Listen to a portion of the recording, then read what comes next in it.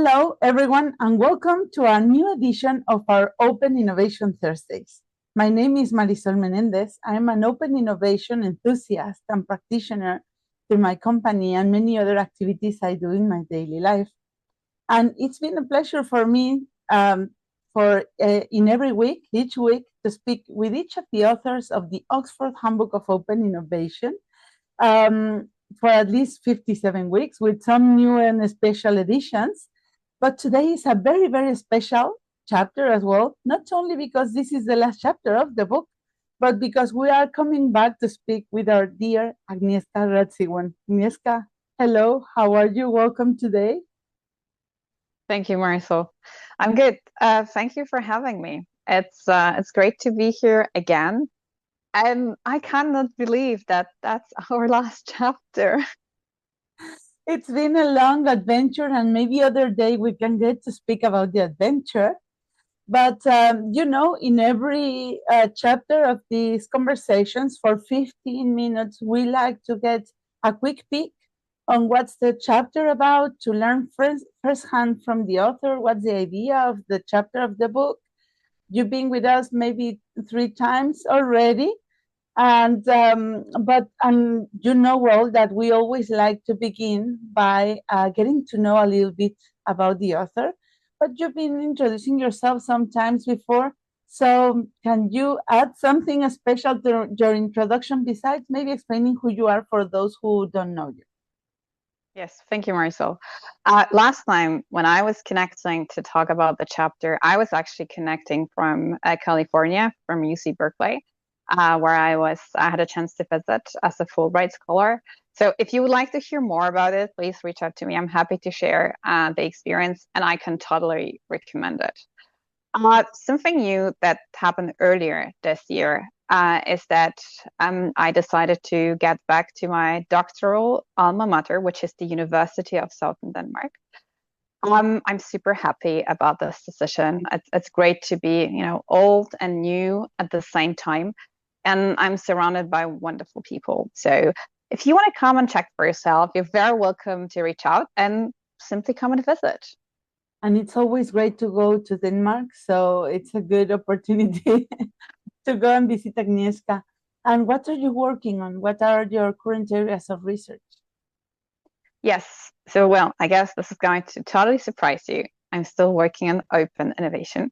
Yay. And I'm working on some of the, I'm working on some of the areas that are a little bit new. And these are also some of the areas that I'm going to talk a little bit about today during our meeting. So there are some papers we're working on blockchain-based digital elections. We are working on open innovation in science. And one of the other papers I'm working together with my co-authors with, that's the paper about open innovation as a field of research. So what we're trying to do, we're trying to analyze, maybe write kind of a recipe of how to establish a field of research. Definitely a successful field of research. So we are analyzing a successful one, that's for sure. Oh, it sounds very, very interesting. And I hope that we can keep talking in the future because, even if we finish recording the chapters of the book, we will keep talking about open innovation every week. So looking forward to hear more about your research. So today we are talking about, of course, our dear Oxford Handbook of Open Innovation that you know well. We are in part 10, Challenges, Critiques, and Suggestions. And we're talking about chapter 57, which is the future of open innovation. This chapter, the authors are Agnieszka Radziwon, Henry Chesbrough, Tim van Haverbeke, and Joe West. So the same as the editors of the book. So I always ask how this chapter came to be. Why is this chapter in this book in this place? Well, oftentimes what the authors do, they choose to write their last chapter, which is a summary of what you're going to find in the different sections. But this time we decided to go a step further. So we didn't just want to make it a summary. We wanted to show some of the new avenues for research. And then we decided to make it simple and to structure it into 3 different sections. So these sections are emerging contexts, which is what to study, new methodologies and data, how to study it, and then the rationale for the importance of studying these areas. So why? So it's what, how, and why. Oh, wow. It makes sense. And it opens like a next step, no, to keep the conversation going for future research and future activities. So it makes sense for me. Also, like knowing that the road to creating and generating knowledge here is still open, no? And what are But the Marisol, learnings? I'm going to surprise you. You are a very important part of it. And I'm going All to tell right. you why very, very, very quickly. So it's not just about research. It's not just about theory, but it's also a lot about practice. Because as you know very well, what's special about open innovation, it's been always on the, intersection between theory and practice, taking a lot of learning and inspiration from different types of anomalies. So, we have lots of theories, but sometimes these theories cannot explain what we are seeing. And this is where Marisol comes into the picture and her learning, her experience. And, recently I was also looking back into your chapter and into your model, how to analyze whether companies should use open innovation or not, should they collaborate with whom, and so on. And I was just thinking like, wow, this is exactly how many companies should think. And this is also something, this is the possibility for scholars to learn, especially when companies invent new ways of doing things, when they start to come up with the solutions that our theories cannot predict. So this is where Marisol comes into the picture, not just the theory, but Marisol, here you represent the practice, the managerial practice. Of course, and I know that Henry and the community continuously invite practitioners to be part of the general thought here, no, the thought leadership. And we live this in the World Open Innovation Conference, in the seminars that we do on Mondays. And even by bringing forward mistakes and errors from the past, we also have to set the boundaries of what the knowledge that is generating. So I feel very privileged to be having this conversation between academia and practice, because I think it's a very unique way of doing very open innovation, in Yes, that sense, definitely. Creating collaborations. And what are the learnings of the chapter? Oh, wait, before we move into the learnings, let me tell you what are some of the aspects that are important. So something that I just explained to you, and then where Marisol comes into place, it's why. So why do we still need to study open innovation, even after 20 years? Is that it's because practice can be more surprising than the theory might predict.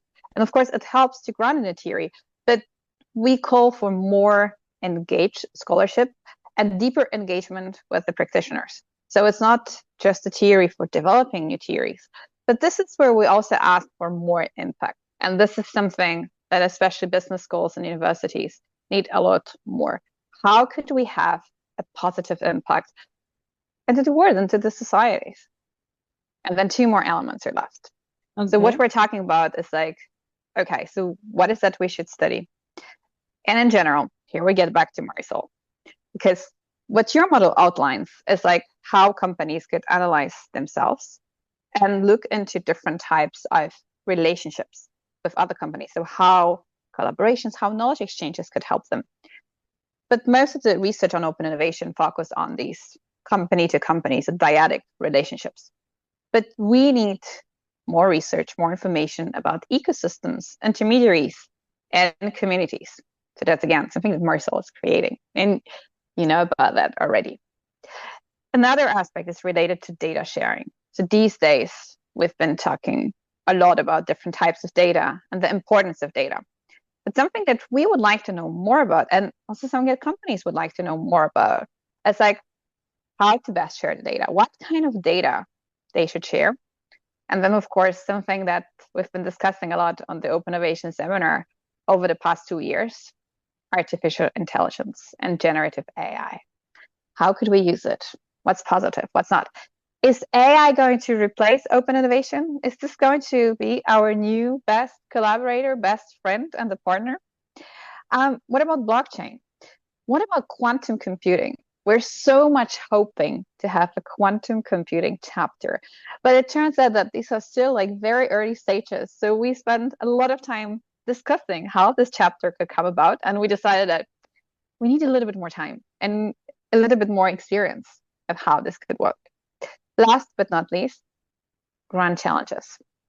So we're all in it together. Recently, some of the colleagues started to look into biodiversity, into tax incentives, but we need more studies and more research that could inform policies and could try to solve some of the grand challenges of our times.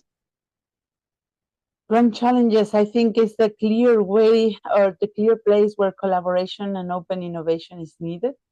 So much that the goal number 17 in the Global Sustainability Goals is partnerships for the goal. For me, it's the open innovation goal, no? So for sure, there's a lot of work to do there, but also the need to continuously generate information and feedback to the system so we keep learning and creating together. Wow, it's interesting what you are placing as a framing of the challenges that we have for the future. It means also continuously generating information. And we learned in the last edition of the World Open Innovation Conference is that one of the things that we need from companies and practitioners is data. No, so to be able to share it just for a study, but also to understand how this collaboration can flow. Very interesting points. And this is the structure of the chapter, and these are the elements that you are reflecting here, no? Exactly. And you just mentioned the last element. So data and also potentially new methodologies. And these days, again, we've been talking a lot about artificial intelligence. And then having artificial intelligence as our personal LLMs, as our personal assistants, could give us the possibility of crunching, analyzing bigger data sets, more data that wasn't available before. So this is definitely one of the potential, and we need to learn how to do it in the best way, the most ethical way. There's a lot of possibilities with ethnographies. Something that we haven't been seeing much in open innovation as methodologies are the research related to necessary condition analysis or qualitative comparative analysis. But in general, more digital data. It could be also very interesting to see how could we make different types of artificial data and then do analysis and predictions and some theorizing about that. And I think this would be both useful for theory and for practice. But as you said, Marisol, that data is the topic that is being widely discussed these days. That's part of digital transformation. And we are generating data every day, every second, by using social media, other places. So that's another question, or that's another task, quest for open innovation. How could we best harness this data to learn more? And how could we uncover how open innovation benefits can be sustained over time? Because we've seen already how companies started to implement it in different areas. But one of the key questions, how could we develop a theory of open innovation that would be able to, predict maybe different open innovation cycles? So that's something that we're still interested in. And that's still the possibility for every scholar, every practitioner who is listening to us. This is amazing. And your head begins to run with ideas and ideas. So I think it's getting the objective that you were looking for. We're getting close to the end of this podcast. And we always also like to learn call to actions for academics and practitioners, but the whole chapter is a call to action for academia and practitioners. Exactly. So maybe what's your takeout or main summary for this chapter? What do you want people to bring with their hearts with this? Well, so open innovation, it's not the theory of everything. So not everything that we see is open innovation. And of course, looking into different chapters of the book, we can clearly see that one size does not fit all. So we have large companies, small companies, startups. We have different types of institutions. They do open innovation in a different way. And there's still a lot of learning for all of us. And each has their place and their role, and it's very, very important to give space for that to happen. No? Definitely. Agnieszka, this is so interesting, and I think it generates a sense of optimism for me, at least, because there's so much to research, so much to explore and live and do in real life Learn and about. share with the community. So there's still a long way here and lots of conversations to still have. I will invite you again in this podcast to keep our conversation and to learn more about what you are doing. And well, we also will do a review of the chapters because 57 is a lot. But as you say, as we've been moving along with the different chapters, we understand that there's a thread on the knowledge that we've been reviewing here, some common learnings, and it will be good to get back to do a general review. Yes, but Marcel, before we do that, I wanted to use a little bit of time to thank you for coming up with this initiative and for talking to all of the authors of the 57 chapters and, trying to capture all of the learning just to make sure that, everyone has a chance to listen to 15 minutes of open innovation every Thursday. Thank you so much, Marcel. And thanks to you, because without you, it wouldn't be possible, because this is a humongous challenge as well. Lots of people from all over the world. But it's a privilege really to have the possibility to speak with each of them, because you managed to gather very interesting people in this effort of writing this light book that we have here. So it's a great journey being able to collaborate with you, Agnieszka, and of course having the possibility to come back to it in the future. Thank you so much. Thank you very much. And well, for everyone, just to repeat that we will keep the conversations going. We will bring some topics very interesting with practitioners, with academics. We will keep opening some of the conversation points that have been arising during the review of the book. And of course, we will continue with our Spanish version, Martes de Innovación Abierta, every Thursday, talking with people in the Spanish-speaking world. So every Tuesday. Huh? Every Tuesday. Every Tuesday, sorry, I said, yeah, every Tuesday. So now you have both Tuesdays and Thursdays. Yeah. 2 different languages. Every week we have two chapters, one in Spanish and one in English. And we are expanding. We are getting to Apple Podcasts, in Spotify, YouTube. So we will keep promoting these chapters that we already generated. So stay tuned. Thank you very much, Agnieszka, and see you everyone next week. Bye-bye. Thank you, Marcel. Bye.